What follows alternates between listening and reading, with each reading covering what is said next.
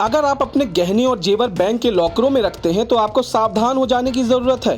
कहीं ऐसा ना हो कि आपकी मेहनत की कमाई पर बैंक के कर्मचारी ही हाथ साफ कर दें।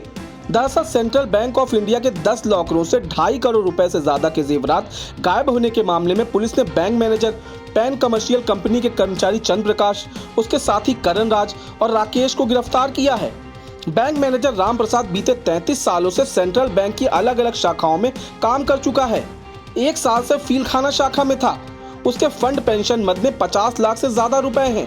इसके बाद भी अमीर बनने के चक्कर में वो चोर बन गया। आरोपी बैंक मैनेजर की मासिक सैलरी 1,25,000 है, जबकि लॉकर इंचार्ज शुभम की सैलरी 1,10,000 के करीब है।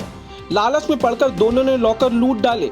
सूत्रों ने बताया कि दोनों सोशल मीडिया पर खासा एक्टिव रहते थे, हमेशा देश के बड़े बड़े रईसों जैसा होने की बातें करते थे। बताया गया कि शुभम मालवी बीते 10 साल से बैंक में काम कर रहा है। लॉकरों में चोरी का मामला सामने आने के बाद प्रबंधन ने दोनों के पुराने ट्रैक रिकॉर्ड की जानकारी करवाई थी। सूत्रों ने बताया कि आरोपी लॉकर इंचार्ज पुलिस के हाथ नहीं लगा है। वो रायपुरवा स्थित एल्डिको अपार्टमेंट में रहता था। बैंक के दस्तावेजों में वहीं का पता लिखा है। बताया गया कि शुभम शहर में ही है और अपने परिजनों के संपर्क में भी है। महीने का दूसरा शनिवार होने के चलते बैंक बंद थे। इसके बाद ही बैंक ऑफ इंडिया की फूलबाग शाखा और सेंट्रल बैंक ऑफ इंडिया समेत अन्य सरकारी बैंकों की शाखाओं में कुछ ग्राहक अपने लॉकर की जांच करने पहुंचे थे।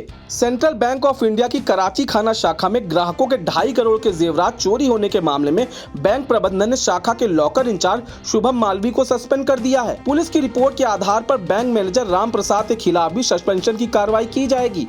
इसके साथ आंतरिक और विजिलेंस की रिपोर्ट आने के बाद बर्खास्तगी की कार्रवाई की जाएगी। दोष सिद्ध होने पर दोनों अफसरों की व्यक्तिगत संपत्ति, जिसमें उनका वेतन, पेंशन आदि रोककर रिकवरी की कार्रवाई की जाएगी।